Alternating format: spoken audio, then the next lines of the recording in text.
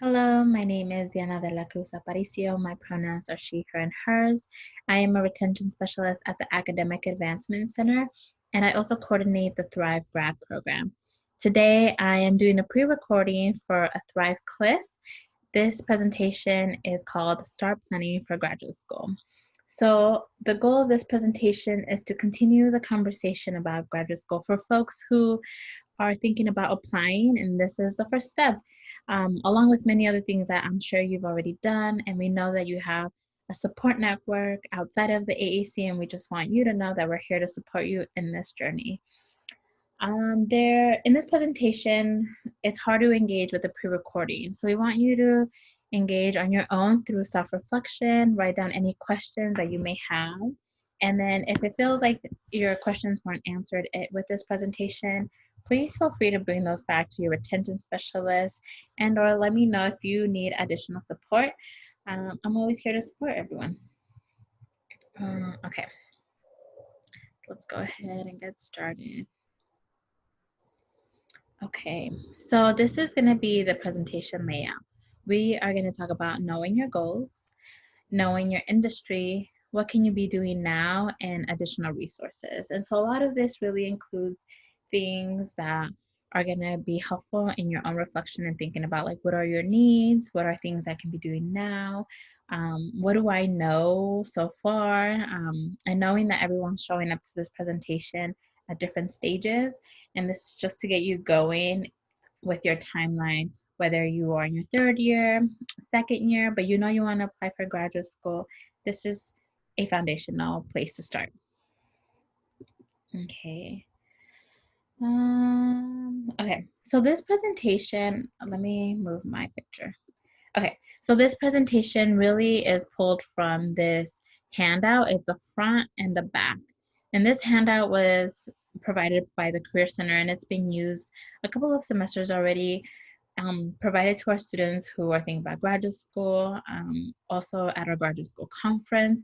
And this is the layout of things to think about as you're considering applying for graduate school. So like I said, we're going to talk about knowing your goals, knowing your industry, knowing the process of applying, a few examples of like what you can start doing, some information about exams.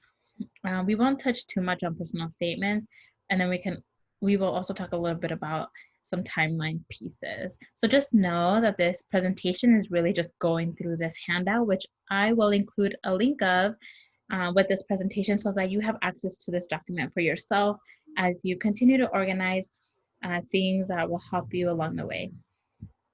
Okay. I'm looking this way as well because I have my notes on this side. So if I'm looking over here, just so I'm looking at my notes. Okay. I want to start off also by acknowledging that there are already resources that you have at hand that I want you to think about. And I want to recognize those pieces because you have these with you and is a part of like your wealth of resources. And so a couple of things with the AAC that we provide include a couple of things. Within the Thrive program, we have the Grad School 101 Cliff, and I am also doing that pre-recording. So if you just came from that, and now you're here with the Start Planning for Graduate School.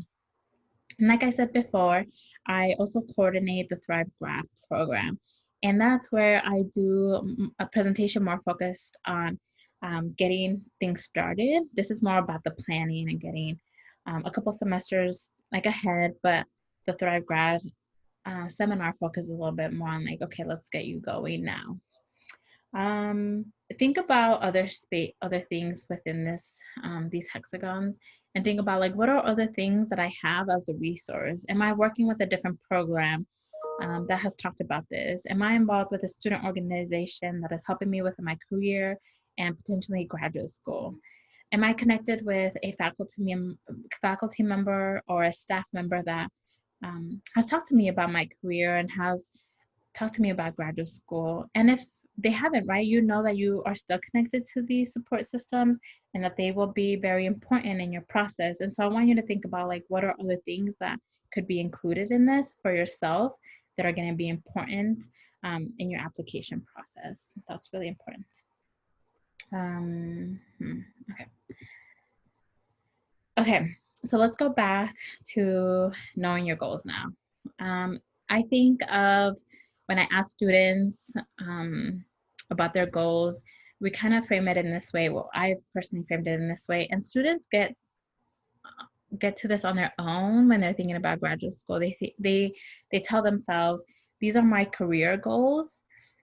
This is what I've done in my experience, and then this is why I want to pursue graduate school. So, as an example, right, like for myself in my own pursuit of graduate school, I'm thinking this happened in my last semester, I think, of undergrad. I didn't really know what I wanted to do, but I knew I wanted to work with students that share similar identities to myself in a higher education setting. And so I knew I wanted to work in this area. I wasn't too sure what that meant, and I was only familiar with a couple of like programs that showed me that, like the AEC, like working with students in higher education with the similar identities that I had. And then I thought about my current experiences. I thought to myself, I was a peer mentor in the AAC. I worked in a cultural center as a peer mentor. I did a lot of really like peer mentoring. I was a tutor counselor for a summer program, for an Upward Bound program, for those of you who know what that is. And so I was trying to tie in the pieces of like, okay, I think this is what my career goal is. And someone told me that there was a master's degree for the field that I was interested in. There was a name tied to it, and I didn't know, and it was higher education and student affairs. And I had no clue until I started talking to people about it. I started talking to people who were in the field, like, I really like this type of work. And that's when people really talked to me more about a graduate program. And that's where I really was able to tie in, okay, there's a graduate program for this. For me specifically, that didn't happen until a couple years after I graduated, and that's okay. When I was an undergrad, I was not thinking about graduate school yet, and I knew that it would happen eventually, but I just wanted to really figure out my specific career goals, right? And so think about your why, right? Like your why plays a huge role um, and the questions that you're going to be asking about like why are you attending graduate school, it'll also play a huge role on when you attend. So really ask yourself and continue to ask yourself. If it's not right after undergrad, that's okay. There's no specific timeline, and I know folks will feel pressure to apply right away. I've heard a lot of folks share that if it doesn't happen right after undergrad, it won't happen, and there's just a lot of things that impact that, and that doesn't apply to everyone. So just know that it's good to just continue asking yourself this, right? What are your career goals? What is your current experience? Um, and graduate school will help you because, like, why? Like, what's their ultimate goal?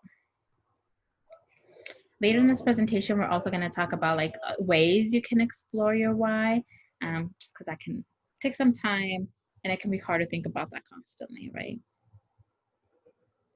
Okay, moving right along. So a good thing to start with when you're exploring graduate school is to really first know your industry.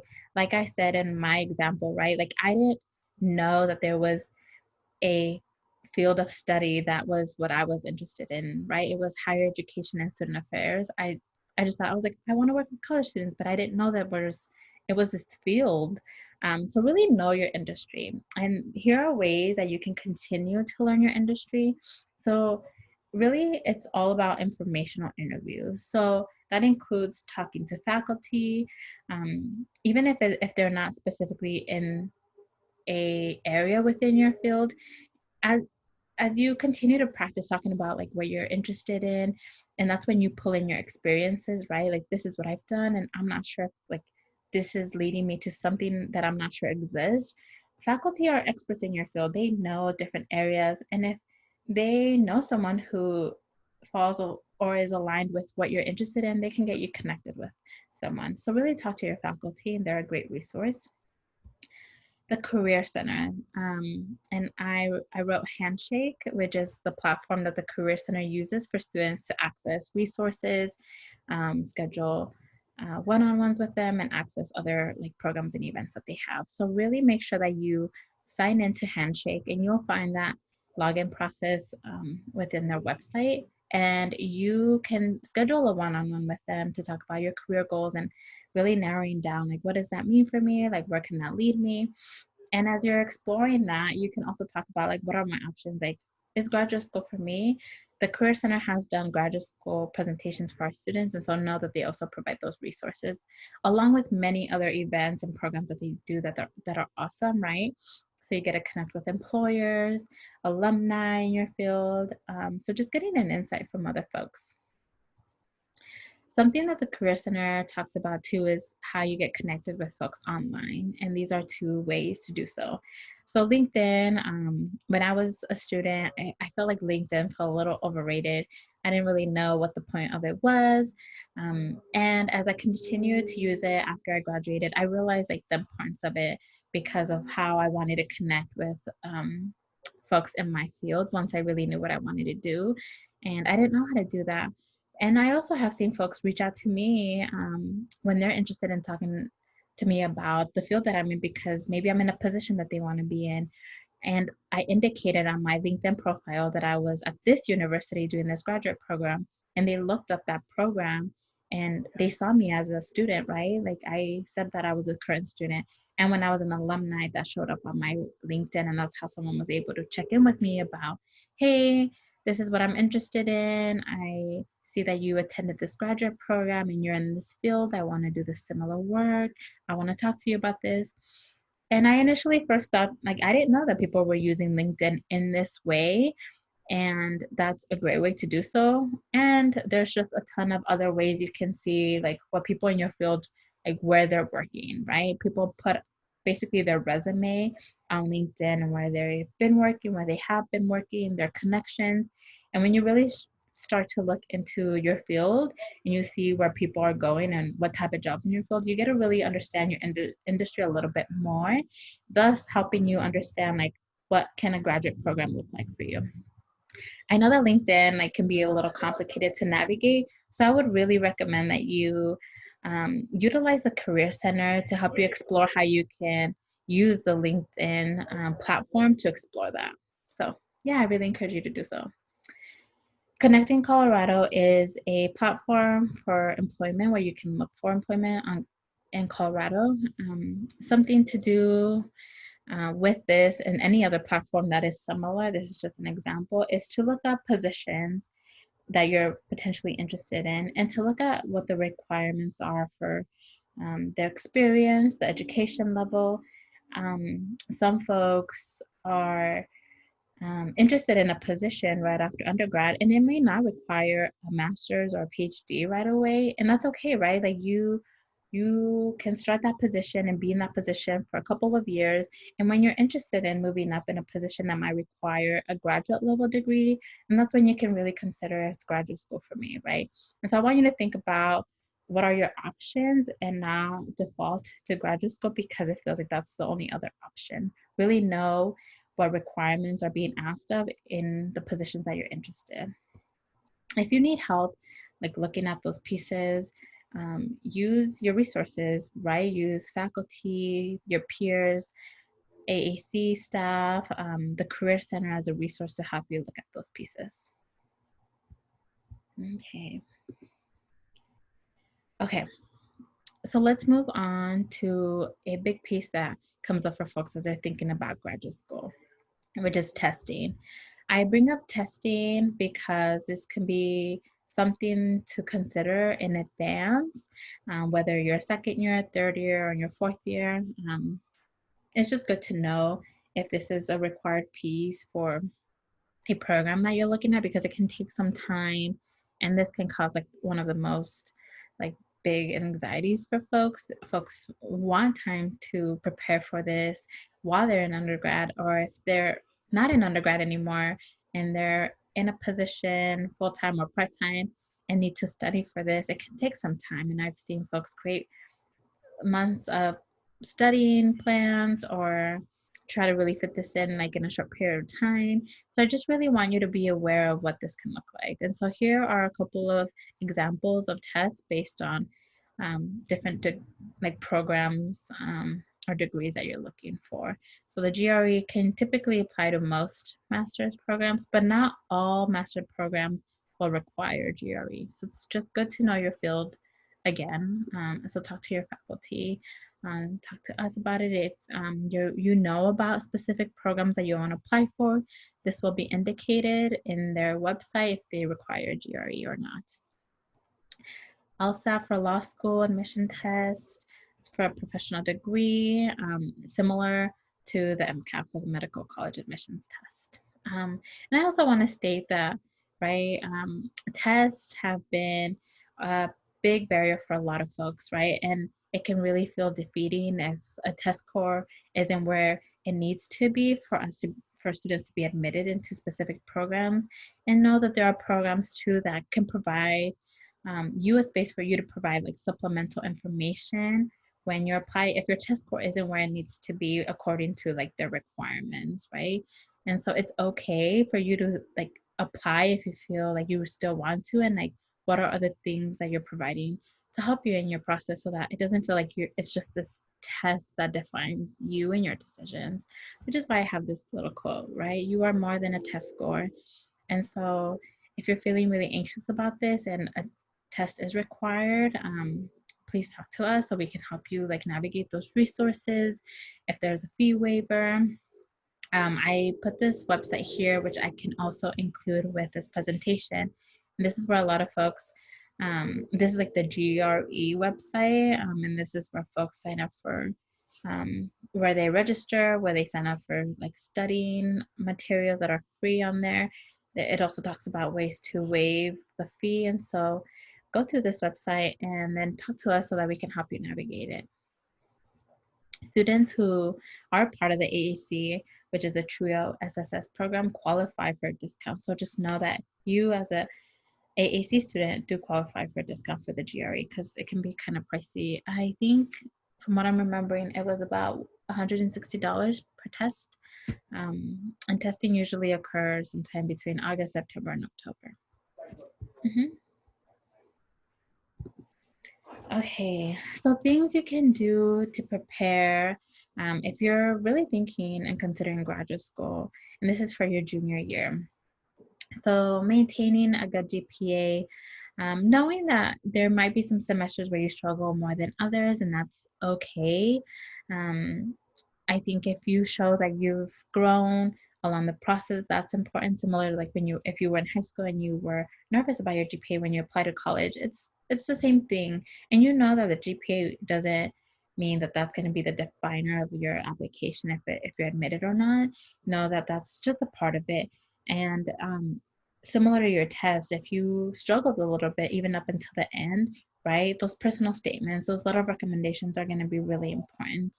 And for you to really let the program know like why this is a good fit for you and why you're a good fit for them. So just know that like GPA is important, and right, like it's not going to be the only thing. Research graduate programs. If you're feeling still like I'm not even sure where to start, there are a couple of search engines you can use for different fields. If you're unsure of a search engine for your field to look up graduate programs, there's a general one that I can include at the end of this presentation, so that you can go ahead and do that research. Yep, I have it at the end as one of the slides, and I can include it with this presentation so that you can start looking at programs within your field. Looking doesn't mean you're applying, right? So it can be a little overwhelming to look at programs, but it gives you an idea of what they're asking for in an application, right? Are they asking for a transcript? How many recommendation letters are included typically? How much is the fee for this? How many like personal statements do they want me to include? When is the deadline? Does this one require GRE? And as you're getting more comfortable with looking at programs, you can start considering, do I want to stay in state? Do I want to look at a state, right? It's a little bit hard to make those decisions so close to when you want to apply that it can be overwhelming in a short amount of time. So you want to make sure you give yourself time to get comfortable researching graduate programs. And so I'll make sure to include the link at the end so you can start with something and continue to ask like your peers and faculty and staff if they know of any search engines that are specifically in your field, because that can also be available. give yourself time to study to possibly take an entrance exam. And so if you know for a fact that in your field, this specific test is required for a graduate program, it's good to know that in advance so you can also get used to that like idea that um, a test might come up and that you're feeling comfortable studying. What are different methods? Let's talk to other folks who have taken it before. Um, let's look at like a waiver. What is your plan? If you need to retake it, let's make sure you take the first one early, right? So it takes a little bit of planning, especially with like a specific timeline if you're an undergrad while you're applying. And also, if you decide to apply later on, it's good to also give yourself a timeline for those pieces. Request program information. Don't be afraid to do so. You're looking, you're not applying. As you're researching programs, if there are any programs that stick out to you and you have questions, reach out to the program coordinator, right? And I think that is okay. They're not going to think anything about it. They just want to make sure that you have information if you're considering the program. And as you're doing these, make sure you're tracking that information somewhere.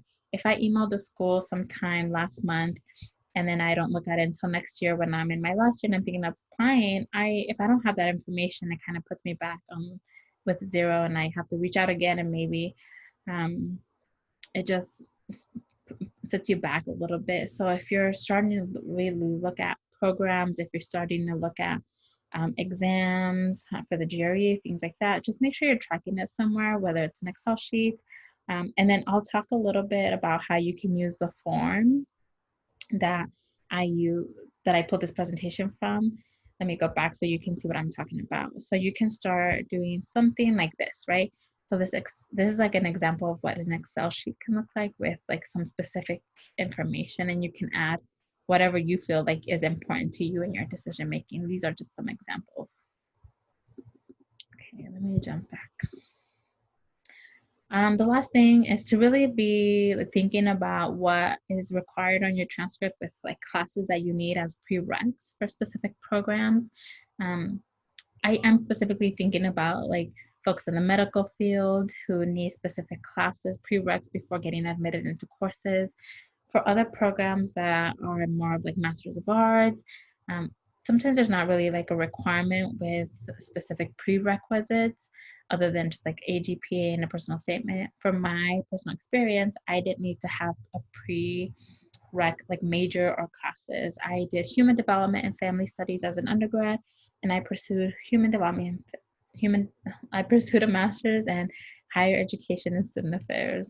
And so there were no prereqs there. So just really know what those are for you, especially if you struggled with a class, if you have to retake something in the summer. It's really good to know these in advance, especially right before your last year when you're running out of time to do so. Okay. Things to consider in your last year. This is really where you start getting your applications going. And in the Thrive grad program that I coordinate, our presentations focus a little bit more about like all of these things and getting that started. And so you really want to think about your letters of recommendation. Like who are the folks that you're going to be asking? And I would even put this section in the junior standing or like third year, second year students to start really thinking about like, do I have folks right now who I would feel comfortable asking a letter of rec? Would they be able to write me a strong letter of recommendation if I was applying right now? And if it feels a little scary to think that like, I don't know if I have a solid foundation right now, consider really continuing to build those strong relationships because it's really hard to get this application going if you're feeling like you're not sure who to ask. And you just want to have a couple of options. This is when folks start to take their required exams, right? Either the summer or the first couple semesters before. So like August, September, October, folks will start their application materials. And by start, right, they're getting their personal statements finalized. There is a questionnaire that is started, right? Sometimes applications don't open up until a specific time in the semester. That's when folks will start editing the Excel sheet of when the deadlines are, requesting their letters of recommendation. Sometimes you have to submit supplemental information for like an assistantship that they're asking you to do for the program, things like that. Also continue in this year as well to ask more questions about financial support. And so by that, it'll either be like assistantships, fellowships, what does their financial support look like? If you're not seeing anything right away, that should be a big part of your application process, and should be its own little tab in where you like decide to organize all your information so that you can see like which institution is providing you the most support financially. And I think this we can go more in depth into this, and this will be something we'll talk about more in the Thrive Grad seminar. And you can continue to have these conversations now if you're ready to get that ball rolling. And then what you can also be doing, if you're able to, is visit programs. So after you submit applications in the fall, typically in the spring, that's when they have open houses, or even in the fall, they'll have open houses before you submit. And it's just inviting anyone who's interested. And that's where you get to meet in person, talk more. I'm sure that a lot of programs will be doing a lot of like open house virtually, and typically they'll have panelists of current students, faculty, and that's where you get to really ask those like authentic questions and really decide for yourself. I think that the going and visiting programs, whether it's virtual, is really important because that's where you can continue to ask about funding in person. Okay, there are many other things you could be doing during this time, and similar to in your third year. These are just some major things that pop up. If there are other things that you're thinking about, make sure to write those down and start tracking these things for yourself. I'm currently working with a group of students who just attended a graduate school conference, and they're creating their own timeline similar to this, but with specific more details regarding their specific field and the requirements that they know that they have for a potential program, whether it's in a year, 2 years from now, or later down the road. They're putting their timeline of like when they're gonna ask folks, who they're gonna ask, when their exams are supposed to be, the links of the website where they are supposed to register. They have links to a search engine that's specifically within their field or a general search engine. They have timelines of when they should be asking for funding, which is all the time before, during, and after you apply. It's always something I've learned and always mention to folks. And when specific programs typically like have open houses. So those are just some examples of what students can be doing. And these are just a few examples of what you can be doing during this time in your application. Well, not in your application, in your planning towards graduate school. Okay, so here are the links I promised. So the first one is the handout that I shared a picture of the front and back, and that is a great resource. You can also find this in the Career Center website, but I'll include this with this presentation in a separate link so you have access to it since this is a pre-recording. I'll include the website for the GRE testing. It also includes other information for other tests, so just make sure to look at that.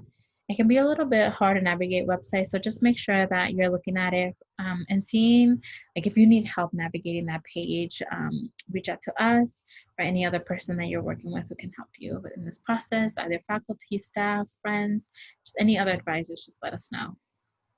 And then I also have a general graduate school directory that I learned about recently, and so I'll make sure to include that. If you know of any that's specific within your field, use that as well. When I was looking, I found one for my specific field under a national organization for my field called NASPA, which I think it stands for National Association for, I forgot what it stands for. And just know that the school directory, the graduate school directory was specific for my field that I found because I talked to folks about it and folks mentioned it to me. And so yeah, so which is why it's good to talk to other folks in your field about it, whether it's peers or faculty or staff. Okay, I also want to include AAC resources for you to continue taking advantage of. Like I said a couple of times, in the Thrive Grad program, which is the program that students participate in their last 2 semesters before graduation, we have a little bit more workshops that are geared towards for like folks who are ready to apply. Like I said, I mentioned a few conferences. Some of the conferences are open to everyone, regardless if you're in Thrive or Thrive Grad. But just know that there is a Thrive Grad seminar for applying. So you'll get there, and you are more than welcome to start that process on your own and reach out to your retention specialist to help you in your journey. We are also hosting an our annual graduate school conference. This is going to be our 8th annual conference. We invite other TRIO programs from around the state in Wyoming, and this is where we'll talk a little bit about some of these things, but more in detail. We have breakout sessions, we do financial aid, and so we're hoping to do something virtual, so just keep an eye out for that, and this can be an additional resource for you to continue this conversation.